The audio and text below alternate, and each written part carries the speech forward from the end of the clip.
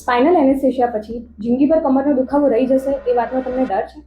Hello, જેટલા female patients અમારી પાસે આવે છે જેમને સિઝેરિયન સેક્શન થવાના હોય છે, એમને એક જ વાતનો ડર હોય છે કે સિઝેરિયન સેક્શન વખતે લેવા પડતા સ્પાઇનલ એનેસ્થેશિયાથી એમને જિંદગીભર બેકએક રહી જશે. તો સ્પાઇનલ એનેસ્થેશિયામાં એક પતલી થીન નીડલ વડે ઇન્જેક્શન આપવામાં આવે છે, જેથી કરીને તમારું લોઅર બોડીમાં બધા જ સેન્સેશન જતા રહે અને ઓપરેશન દરમિયાન તમને કોઈ દુખાવો થાય નહીં. આ ઇન્જેક્શન સ્પાઇનલ ફ્લુઇડમાં આપવામાં આવે છે, એટલે કે એમાં નર્વ ડેમેજ તો થવાના ચાન્સીસ હોતા જ નથી. પ્લસ તમારો દુખાવાના કારણ એ હોઈ શકે છે કે તમારું વધેલું વજન, તમારા પ્રેગ્નન્સી દરમિયાન થયેલું લંબર લોર્ડોસિસ, તમારા શરીરમાં રહેલી વિટામિન ડી અને કેલ્શિયમની ડેફિશિયન્સી, પ્લસ તમે નવા બાળકને બ્રેસ્ટ ફીડિંગ કરાવતા હોય, બાળકને પકડતા હોય, એ દરમિયાન તમારું પુઅર પોસ્ચર, આ ઘણા બધા કારણો કમરના દુખાવા સાથે સંકળાયેલા હોય છે.